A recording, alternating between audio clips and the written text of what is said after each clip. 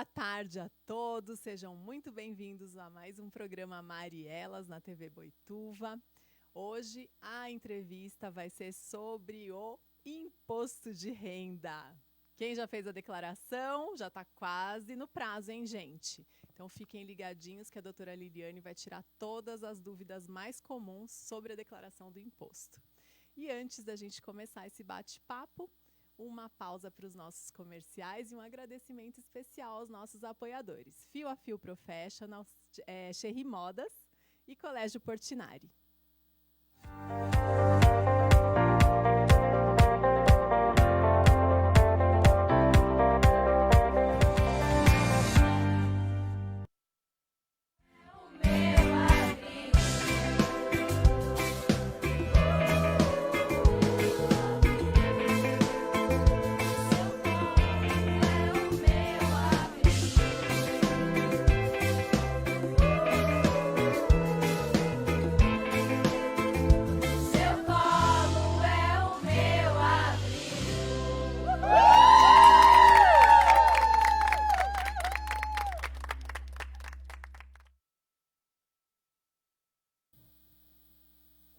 Muito bem, vamos lá. Seja muito bem-vinda, doutora Liliane. Muito obrigada por ter aceito o meu convite.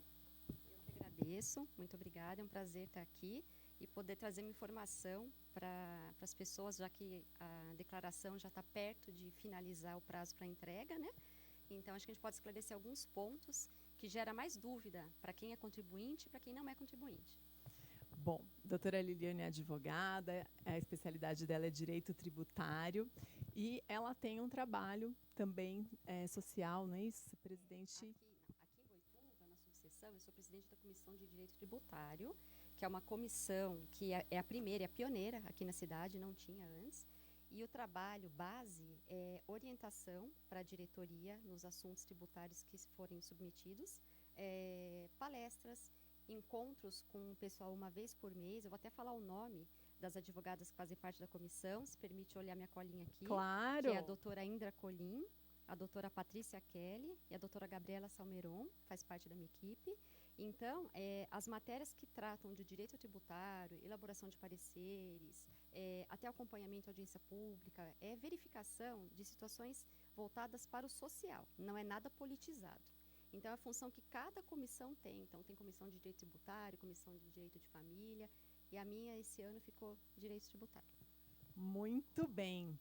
Bom, ainda está em tempo do contribuinte entregar sua declaração, não é verdade? Sim. O prazo é dia 30 Dia de 30. abril. E aí, quais são as dúvidas mais comuns da pessoa física na hora de fazer a declaração do imposto de renda? As dúvidas mais comuns é não saber o que deve declarar ou não e se deve declarar ou não. Então, como é que funciona aqui para a gente? As pessoas que oferirem renda acima de R$ 28.559,70, elas estão obrigadas a declarar, o que não significa que elas têm obrigatoriedade de pagar esse tributo, que é o imposto sobre a renda. As pessoas que também têm, por exemplo, uma poupança acima de R$ 40.000, é um rendimento que, em regra, ele é isento, é não tributado, porém, tem obrigatoriedade de constar na declaração.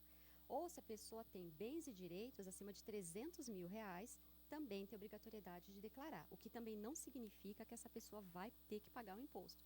Tem várias situações. Se você teve retenção na fonte, por exemplo, você não tem a obrigação de declarar se for abaixo dos 28.559, mas você pode declarar para fazer a restituição.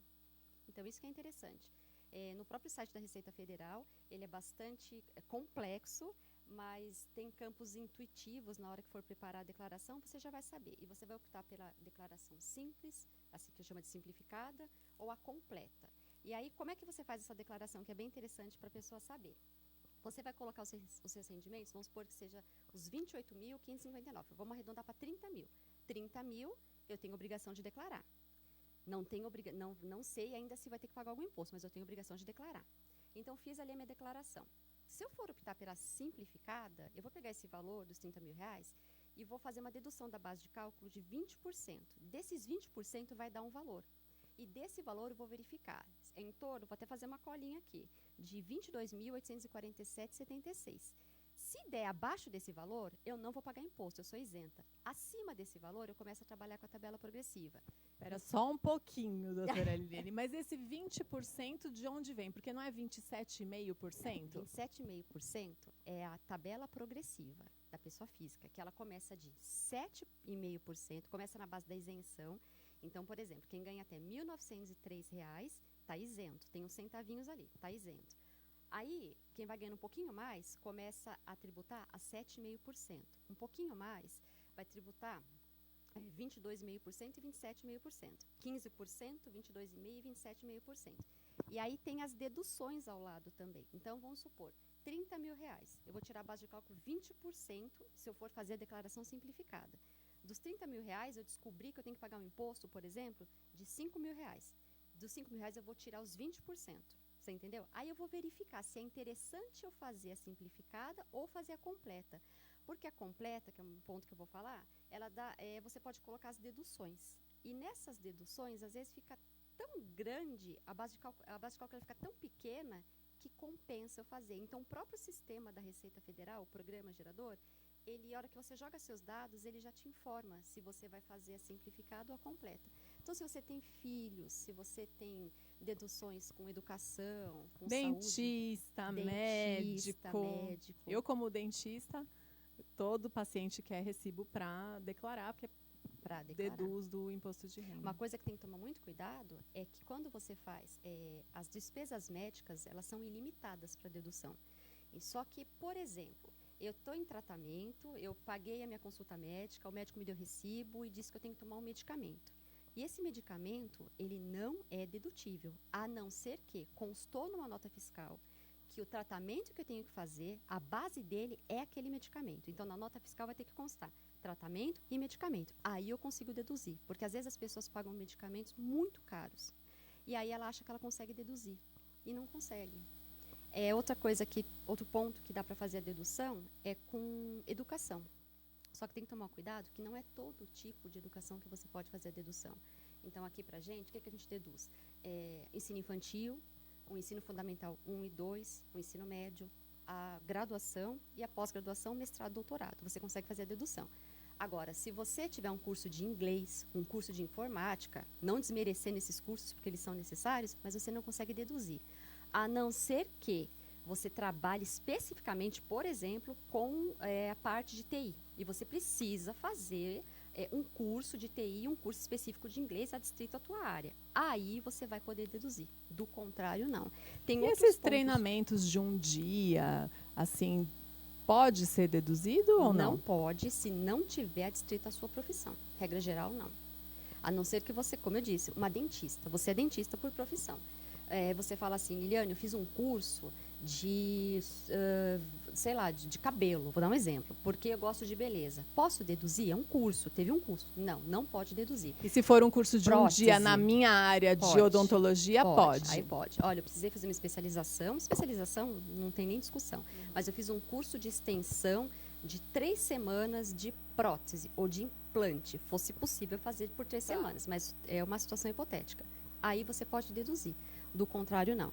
Porque todo mundo vai deduzindo tudo. Mas quem emite o recibo tem que ser uma escola? Tem que ser uma instituição de ensino. Não pode ser, por exemplo, pessoa física. Não. Uma pessoa física não pode dar esse recibo. Não, ele pode dar um recibo para você ter a garantia que você pagou e não ser cobrado posteriormente. Mas a título de dedução, infelizmente, não pode. Você tem que tomar muito cuidado, porque você vai ter que constar. Hoje em dia, uma coisa que é muito interessante, a Receita Federal cruza dados.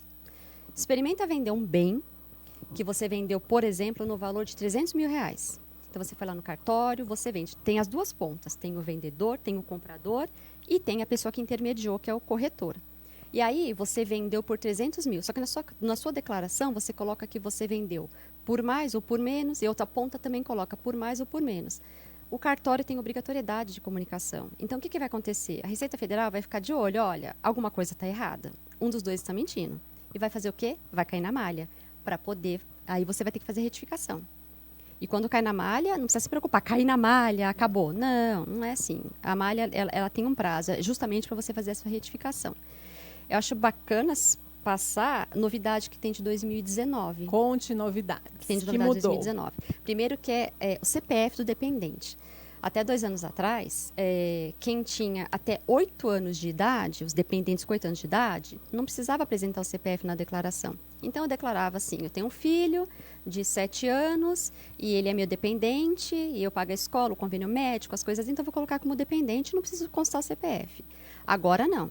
Agora, qualquer dependente que constar na declaração tem obrigatoriedade de constar o CPF.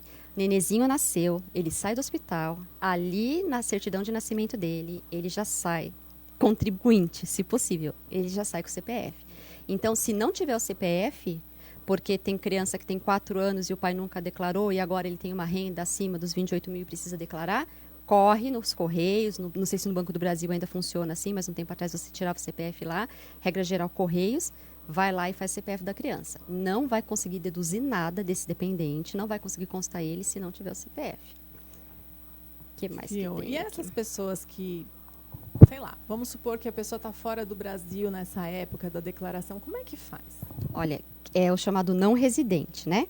Então, não residente, se ele sai do país, ele tem que entregar 2 documentos para a Receita Federal. Ele tem que entregar a declaração até abril e a comunicação. Ele comunica que ele saiu e, posteriormente, ele declara que ele saiu. Se ele entregou esse documento até 31 de dezembro de 2018, estava tudo ok essa documentação, ele não tem por que declarar.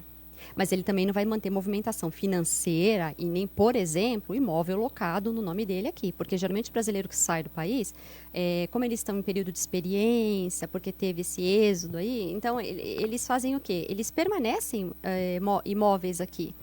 Então, assim, se fizer uma locação, a locação tem retenção na fonte, tem carnê-leão. Então, é interessante que verifique. Quem saiu do país, se ficar 12 meses seguidos fora, a própria Receita considera ele como um não residente fiscal, e você só apresenta a declaração até abril. Agora, se ficou 6 meses, 3 meses, já apresenta, olha, eu vou ficar definitivo aqui, então tem que ter essa documentação e posteriormente eu vou declarar. E voltou para o Brasil, para o país, ele volta a ser residente fiscal.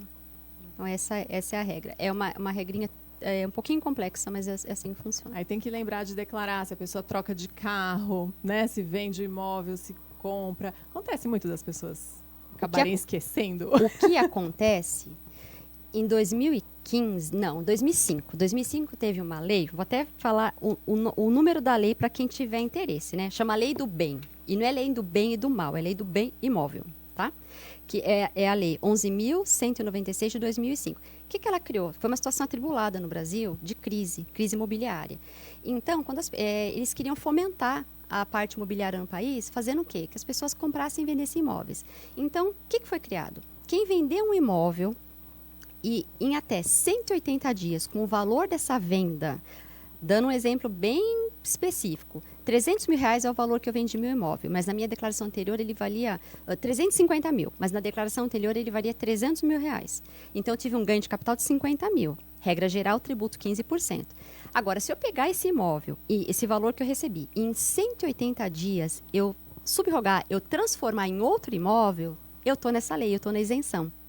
E também se eu tiver um imóvel de 440 mil reais, se eu e vender esse imóvel, eu também não vou pagar esse seria os juros, né, os 15% desse lucro que eu tive. Mas são essas situações, 180 dias nesses imóveis, o teto de 440 mil reais. Também passou de 180 dias, o que acontece? Passei de 180 dias. Os 180 dias são contados da data que você assinou o documento da venda. Então, ele retroage. Então, você vai pagar multa, juros, por não ter feito esse pagamento dos 15% do imposto. Eu acho que é o que dá mais divergência, geralmente com situação de venda de imóvel. Eu sei que a gente ouve muito dizer, né, que os impostos que a gente paga aqui no Brasil acabam não sendo destinados aonde eles deveriam ser, né? Sim. Então, o que você tem a dizer sobre isso? Bom, imposto não tem destinação específica, né? É um tipo de tributo que não tem uma destinação específica. Então, no caso do imposto sobre a renda, o que pode ser feito e que não vai pesar no bolso de ninguém é fazer o que eles chamam de destinação solidária. Então, a pessoa jurídica tem um tratamento diferenciado, ela pode fazer uma destinação de até 1,5% do lucro dela bruto, é uma situação diversa. Agora, a pessoa física, o que ela pode fazer? Destinar até 8% do imposto que ela tem devido, não do que ela tem a pagar, mas do imposto devido. E também, a novidade que tem é que no próprio site, agora, quando você vai fazer a declaração, tem um campo específico de doação, que é para crianças e idosos. As instituições. Aqui em Boituva, a gente tem um Crescer Criança, que é muito bacana, quem tiver interesse de doar. Até 31 de dezembro, podia doar os 6%. Os 8%, é 6% para as crianças e idosos, aí tem mais um para esporte e um outro que eu não vou lembrar, mas são até 8%. Agora, não está acabado. Agora, até abril, quem tiver interesse, pode doar até 3%. E é bacana. Aí tem as doações também, que você pode fazer direto na instituição e, posteriormente, você fazer uma dedução. Algumas são possíveis, outras não. Mas essa porcentagem que você escolhe é do valor que você vai pagar para o imposto de renda, e você escolhe o destino. A destinação, Então, você fala assim, eu não sei para onde está indo esse valor que eu estou pagando de imposto. Eu tenho uma preferência por essa instituição. No caso, eu estou dizendo aqui o Crescer Criança, que precisa bastante. Então por que não doar? Você fala assim, mas é pouquinho, na minha declaração vai dar R$180. Mas de 180 em 180, a situação cresce. Então, é bem interessante. E quem for fazer a declaração com a utilização do profissional contador, eles estão bem orientados, eles conseguem fazer. E 2019, a declaração, o campo ali está bem específico para você colocar. Você vai clicar e vai aparecer, inclusive, as instituições que são conveniadas, que estão aptas a receber essa doação. Você falou dois termos que eu não entendi. Tá. Imposto a pagar e imposto devido. Qual a diferença? É que o imposto devido é aquele que você faz sem as deduções. Então, você colocou ali tudo, você fez toda essa dedução, R$30 mil, quanto tem que pagar? Vou dar um exemplo, R$1.000 no seco. Depois tem as deduções, aí vai vir o imposto devido. Perdão, falei errado, é o contrário. O imposto a pagar vai ser o final, mas o imposto devido ele é muito maior. É que você está falando com uma pessoa que nunca entrou no site da Receita. Sempre minha contadora que faz para mim. O site da Receita ele está bem intuitivo, viu? Tem perguntas, respostas.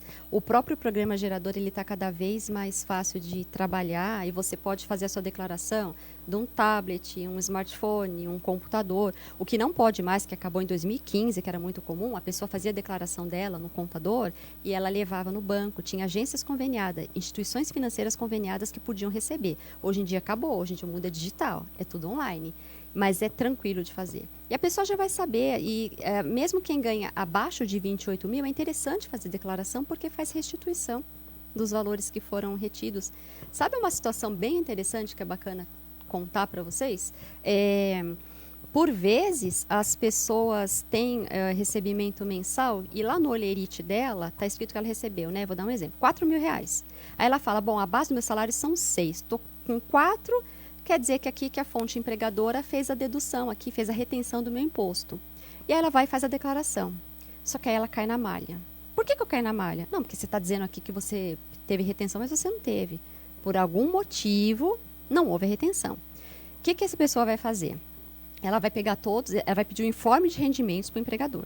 Se o empregador não entregar o informe de rendimento, que é uma obrigatoriedade dele, se ele não entregar, você pode usar os seus olerites como prova, de janeiro a dezembro, levar no posto da Receita Federal. Aqui na nossa cidade, a gente usa o posto da Receita Federal de Tatuí, leva lá na Receita e você faz a sua justificativa. É o seguinte, eu não tinha obrigação, eu não tinha como fazer essa retenção e repassar para a União. Era o meu empregador que tinha que fazer. Então, é interessante guardar esse documento. E se, porventura, o empregador não quiser entregar, pode acontecer, não é comum, mas pode acontecer, aí tem que submeter à Receita Federal, fazer a reclamação e ela vai tomar as medidas legais.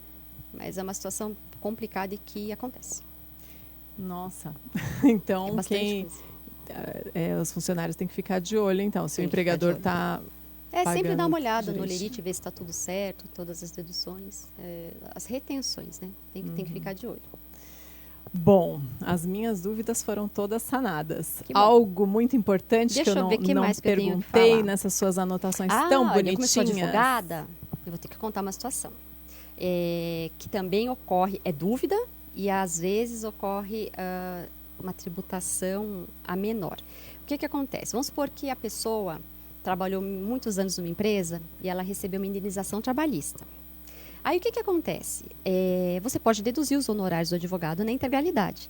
Só que tem que tomar cuidado. Vamos supor que a sua indenização foram 100 mil reais e você pagou para o advogado 20%. Você fala, dos 20% dos 100 mil reais, eu vou usar como dedução no meu imposto para reduzir a base de cálculo e pagar menos tributo, ok? Não. Tem que verificar na sentença o que estava escrito, porque é segregado. O que é verba indenizatória e o que é verba não indenizatória. Então, por exemplo, ele recebeu salários atrasados. Sobre os salários atrasados vai recair o imposto, ok. E aí vai poder fazer a dedução. Agora, uma indenização por dano moral, uma situação de FGTS, essa parcela não. Então, ele vai descobrir que na sentença dele, 80 mil reais era exatamente das verbas que ele deveria ter recebido e não recebeu, salário atrasado. E os outros 20 mil reais era o FGTS, era o dano moral. Só que aí ele pegou e deduziu em cima dos 100. Não, deduz em cima dos 80. Essa é uma pegadinha da Receita. Não está explícito como é que você tem que fazer. Tem que tomar bastante cuidado. E acho que é isso. Pegadinhas, hein? Pegadinhas. Então, consulte seu advogado na dúvida, né? Sim, mas eu sempre digo, é um trabalho muito bacana. Advogado e contador anda sempre junto, nessa situação que eu trabalho, que é direito tributário. E eles são bem informados, eles trabalham muito bem no sistema, então, acho que bem assessorado não vai ter problema algum. Um outro ponto é que não tem limite para declaração. Nenezinho nasceu com bem, nenezinho nasceu rico, né? Nasceu com bem, ele já tem que declarar, dependendo do valor. Uma outra coisa que perguntam também é com relação à doença. Eu fiquei doente em 2018, 2017, 2018 eu não paguei imposto. Porque eu estava doente, estou livre? Não, você não está livre, você vai ter que pagar. Vai pagar. Aí você vai ter que arranjar a situação de um refis ou um parcelamento ordinário e vai pagar parcelado, mas não tem essa benesse do não pagamento. A não ser, de forma administrativa, quem é aposentado e tem algumas doenças elencadas numa lei específica, que ele pode ter esse benefício da isenção, de forma administrativa. Agora, uma pessoa muito doente, que não tem condição de pagar também, moléstias muito graves, ela pode tentar judicialmente. Mas é uma situação bem corriqueira também. Mais difícil, né? Então tá bom. Muito obrigada, doutora Liliane, por esclarecer todas as nossas dúvidas. E seja bem-vinda uma outra vez. Eu que agradeço. Futuro muito obrigada, breve. Para falar de outros assuntos, com né? Certeza. Mais um leves, assunto mais leve, né? Obrigada, eu agradeço então, muito. Tá bom. Muito boa tarde, pessoal.